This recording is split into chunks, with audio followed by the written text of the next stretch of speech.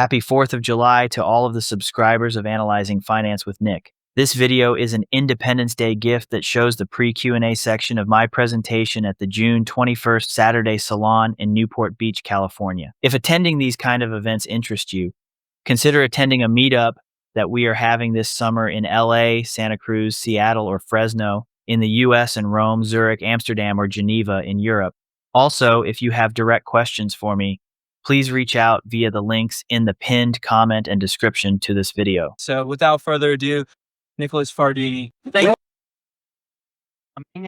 And I remember the last speech that I was here, I talked a little bit about tariffs and I talked about the social contract in terms of like what's going on with the US relative to international. But what I'm going to really kind of go into here is why the tariffs really in the big picture don't matter, because they don't solve the structural problem of the economy that's causing the breach of a social contract. I bet most of you guys are here familiar with what a social contract is, but if you're not, it's really just this implicit agreement that when you were born into a society, you agree to participate in a certain way in exchange for a certain expectation for your outcome of your life.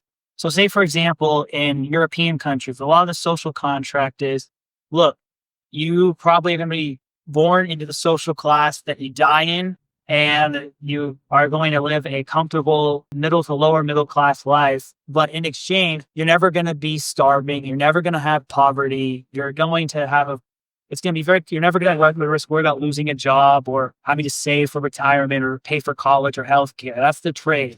In America, the trade is, look, you have unlimited upside in this country, but the cost is that if things go bad, you could sink down the social ladder. But in the aggregate, the average person should have a better life than their parents did at the same age in terms of income, living standards, etc. But really the problem since about the late 90s is that really hasn't increasingly been less the case. I don't think it's kind of a funny coincidence that The Matrix happened to have been filmed and took place in the year 1999, because that was the peak of living standards, arguably for 70% of the middle class in terms of advancement opportunity, in terms of quality of life, affordable basic needs, etc. And since then, really, the social contract has been breached because the correlation between hard work and success has been from this down to this. And it's still positive, but not positive enough to motivate people. So the old social contract was very simple. You work hard, you earn enough, you can afford a house, car, family, and future. In the 1950s to the 70s, this was largely true. Most households can be supported on one income. The average house price was about 2.5 to 3 times the average salary. In California, maybe closer to 4 or 5, but still much lower than today. College tuition could be paid for generally from one summer of working every year. Healthcare really was 100% paid for by companies, so it wasn't really a factor in budgets. Nowadays, health insurance is about $24,000 a year on average for a family. The average college student has debt of $37,000 going out of school. The median house is 8 times the median income. Metros here in Orange County is linked over 10 times. And like even a lot of dual income people feel like they can't keep up. This really isn't a labor problem fundamentally or a tariff problem. It's a cost of living problem. And tariffs in theory protect domestic labor, but they don't really do the things that would solve this problem. They raise prices generally. That might protect jobs, but it does have an aggregate of a slight increase in the price level or companies eating it through lower margins. It encourages rent-seeking behavior among politically connected industries and doesn't really fix the lack of competitiveness problem that most of the middle class has. And then you're like, okay, why don't we just increase the minimum wage or drive up wages through government policy? The problem is that wages are effectively globally capped. One, because in a globalized economy, you can find somebody who's willing to work for cheaper. The classic example really right now is what's going on in Canada. The GDP per capita in Canada is about 2/3 that in the US. And a high cost of living city such as San Francisco, you can find an employee living in, say, Montreal or Ottawa who will work for 30 to 40% and make similar education, similar language skills within the North American time zones.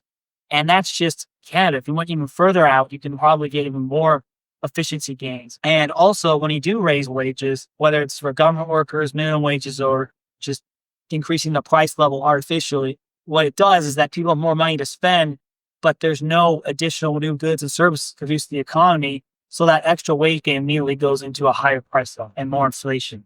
So you can't really solve this through raising wages. And the other quiet part is that we've replaced the whole middle class with a state-sponsored middle class jobs. If you add up government, education, and healthcare, which are then government contractors, whether defense contractors or non-defense contractors, that's about 40% of people who make $50,000 to $200,000 a year fit into that category. And when you're replacing the middle class people who made productive things in the private sector with de facto government make work type things and basically subsidizing it through the state, you're creating a less productive economy and you're having less people create, again, goods and services that people actually use, and more people doing things that are essentially creating demand for those goods and services without producing them. And now this is working. You've had wages go up nominally. The real wages have stagnated since 2000. Homeowners rates for millennials and Gen Z are much lower than Gen X or boomers at the same age. Family formation is down. Birth rates are down. And you basically have an economy that may not be as bad as the Great Depression in terms of GDP per capita growth, but that's a lot of people have been fundamentally left behind. So if tariffs aren't the answer, protection isn't the answer, or if using the government to pay people for universal basic income or creating make work jobs is the answer, what is the answer? Well, the only answer really, and I've talked about this in my deflation video on my channel, is really you have to deflate the cost structure. The problem that you can't have everybody make $100,000 a year on average and expect the price level to stay the same. The answer, instead of doing that, is you make it so that a $50,000 salary can pay for all the stuff that it used to, say, 20 years ago. And there are ways you can do that. One is deregulating the housing industry, getting rid of certain zoning restrictions and increasing permits. Maybe have to raise property taxes in certain places in exchange for income tax cuts. And just in general, make it easier for developers to develop and discouraging people from hoarding real estate.